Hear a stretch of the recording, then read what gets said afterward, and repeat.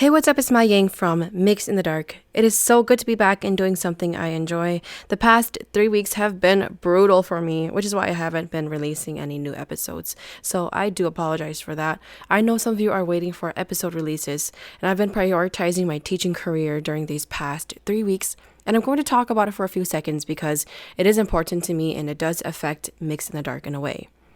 I appreciate those who choose to listen, but if you're really not interested, skip ahead to the story. I won't hate you. Some of you don't mind catching up on my life at all, and some of you hate my rambling.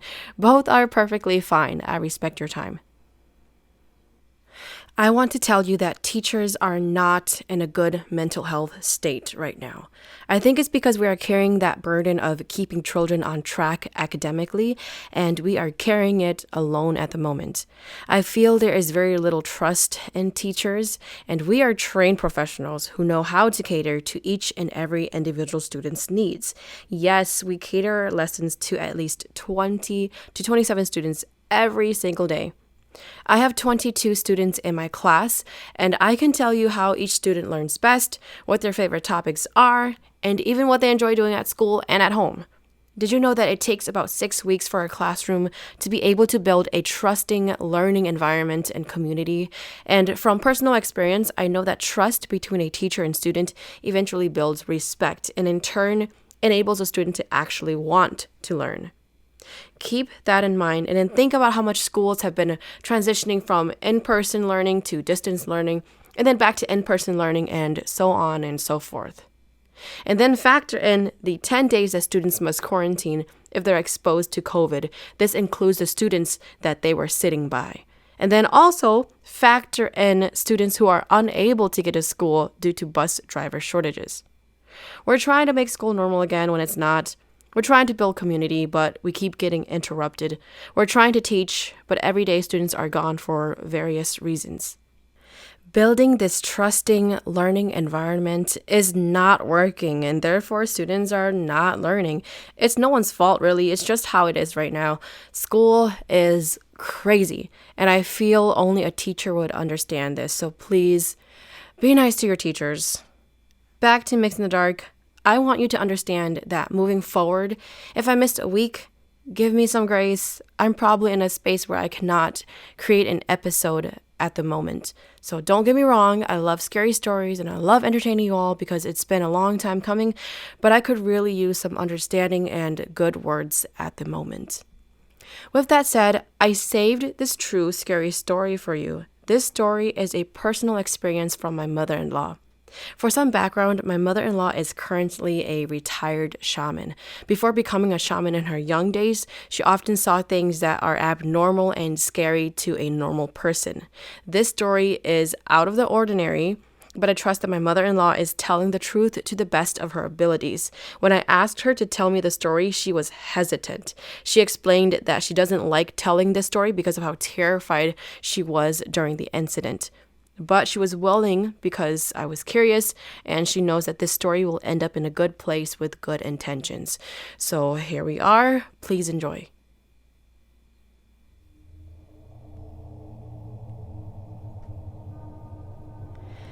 I am going to tell you a story that involves a close relative. The year was 1976 in Laos, right before General Vang Pao left for America after the communists seized power in 1975. I remember it was the rainy season. During this time, families have fled their homes. Most of us were living in our gardens and resting to hide from the communists. To give you a better idea of what that might look like, it is basically a house made of moss and dried grass. The house was completely open, which means that there are no walls.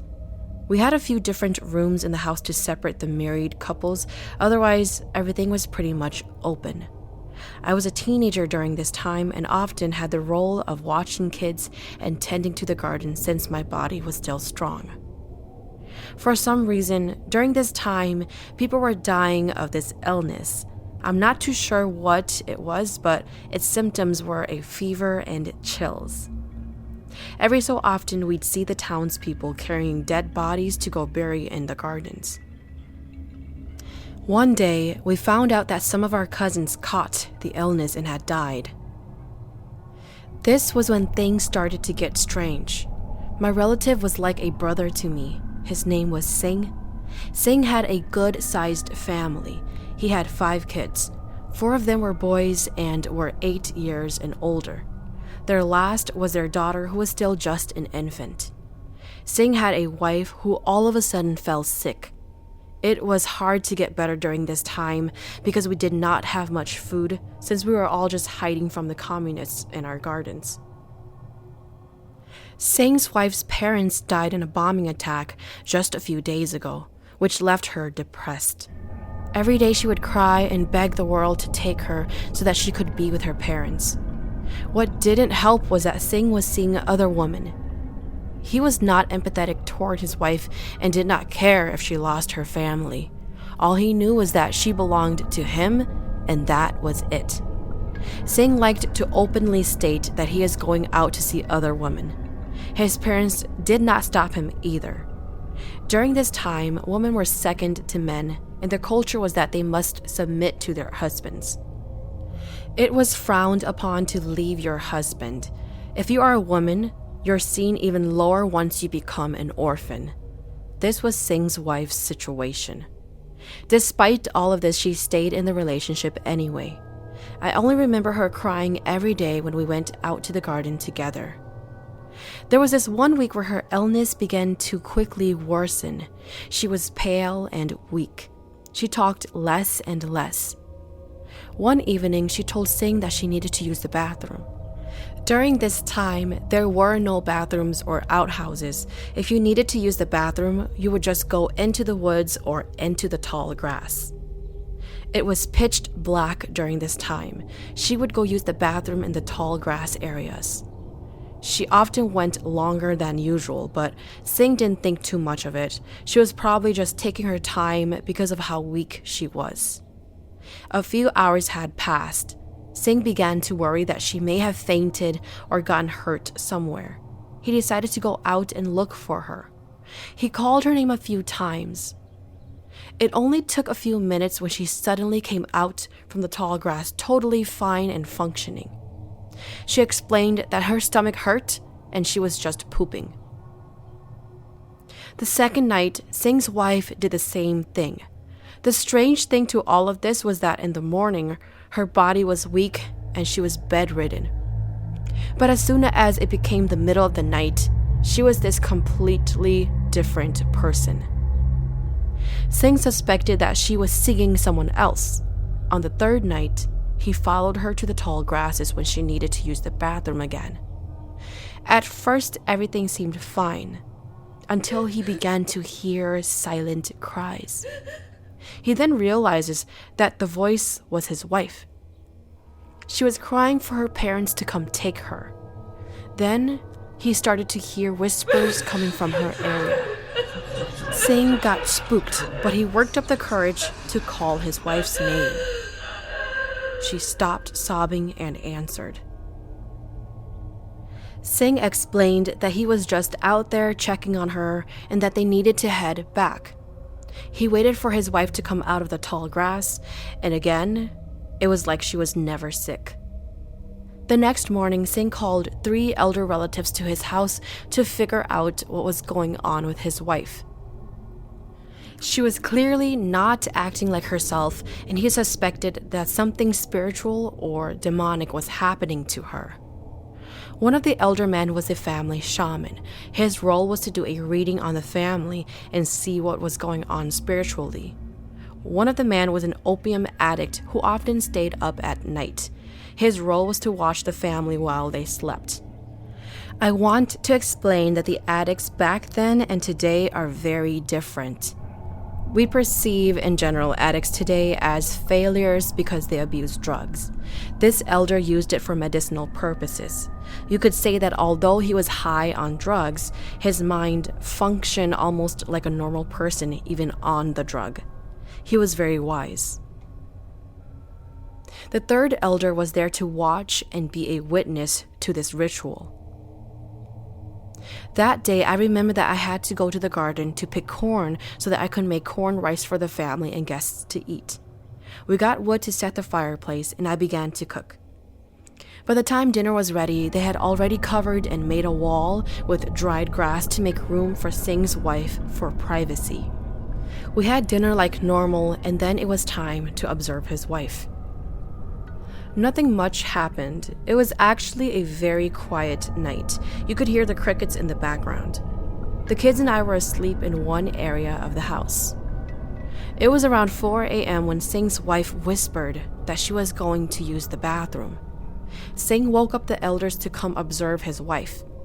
The shaman elder came over to sit with Sing's wife. She sat up and looked around at the room full of people.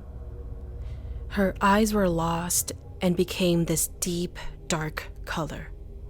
Sing sat directly across from her and was holding her youngest daughter. I happened to be awake and came over to look. This caused all of Sing's kids to follow. We were curious. That was when the shaman noticed Sing's wife shaking, so he asked me to give him his iron hoop rattle. We call this Jianing. It holds 12 iron stars or circles that rattles once you shake it. This iron hoop is an important tool for shamans because it is believed to protect a person from evil entities and helps to retrieve the fallen souls. I handed this iron hoop to the shaman. He placed this ring on top of Sing's wife and let it sit on top of her shoulders. As soon as this happened, his wife's head shot up to look at Sing. This is the part where most people do not believe that it is true.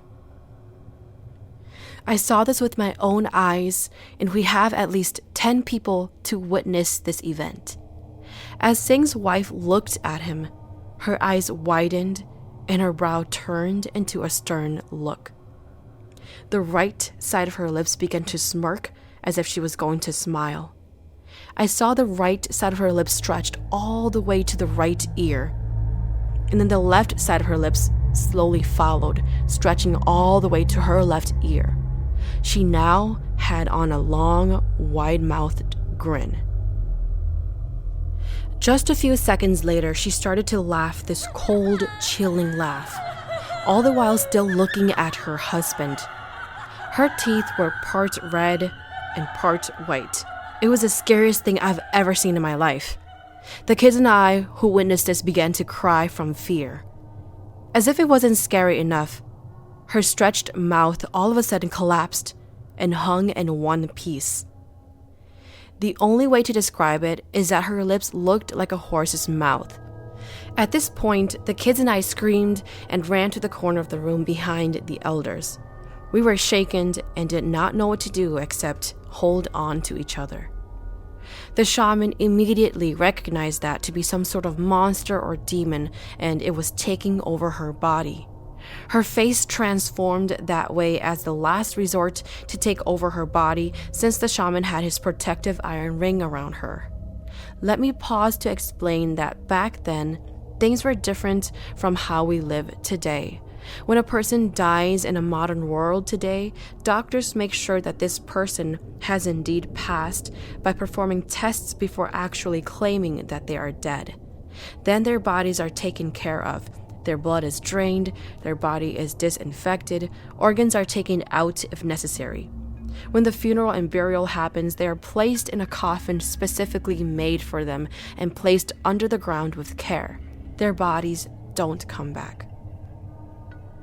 During this time in Laos, there is no way to tell if a person is dead or not. Nothing is done to the body to clean it, and it is carried away to bury in the most convenient spaces, such as next to the gardens. Because of this, lost souls that linger are able to take control of bodies since they still have everything from their blood to their organs attached. This is our theory anyway. It could not be validated. I remember shaking in the corner when suddenly the elder who was addicted to drugs said, "Oh, you are trying to turn into a bonzong, huh?" Bonzong is a spirit that roams and tries to manipulate people. It usually comes in the form of a woman or a little girl. No one really knows how it came to be or why. The elder said that statement in a clear voice in order to embarrass the spirit that was beginning to take over the body. Sing's wife glanced at the elder after he said that, and her face slowly went back to looking normal. As soon as she had a normal face again, she passed away. It was probably 5 a.m. by now. There was a thick blanket of fog that surrounded our area. I remember we had a pet dog that we kept around to protect us. When Sing's wife passed, our dog began to growl and bark at the fire. All of a sudden, a wind rushed through our living space and out to the tall grasses, the area where Sing's wife went to use the bathroom every night. It rustled loudly. The elder then announced again, trying to embarrass the spirit. "Oh, the Bonzong and your wife are hiding in the grass. The Bonzong took her, and they're hiding there right now." The grass stopped and stood chillingly still. Everything went quiet for a few seconds until our dog started barking at the grass. We waited for what seemed like days. The sun slowly started to rise. The air felt a little lighter. The elder began funeral rituals on Sing's wife right away. The ritual took 2 days and it was rushed. We buried her next to our garden and abandoned it right after. The shaman looked into the situation spiritually and found that it was Sing's wife's parents that came and took her. The reason for that was because his wife kept crying and begging for her parents to come take her since Sing did not love her. They did not want to watch their daughter suffer, so they came back and successfully took her. Not only a few months later, Sing's deceased wife's family insisted that their daughter marry Sing so that she can take care of Sing's children. Essentially, he was marrying the little sister of his wife. Remember, because their parents were murdered and left them orphaned, the relatives forced them in marriage and convinced the little sister that this was the best that could happen for her. The sister did not love Sing's children or her nieces and nephews. She wouldn't feed them and did not want to take care of them. This caused a lot of trouble within the family and resulted in them seeing Sing's deceased wife from time to time to try to take care of her own children. Sing's family was part of the first group of Hmong people to immigrate to America. Eventually, he divorced his latest wife and married someone new. His new wife also did not like his children from his first wife. She has kids of her own and would only buy candies and snacks for her children, never for Sing's kids. It was then that they began to see random bags of snacks and candies around the house. It usually appeared in Sing's kids' room or inside their pockets. Sing claimed that this was not his doing. I believe that it is Sing's first wife coming back to take care of her children again. Now his kids are all grown up. Sometimes when I visit and sleep over, I get scared that Sing's first wife is going to come back with that same cold, wide-mouthed grin that she had right before dying.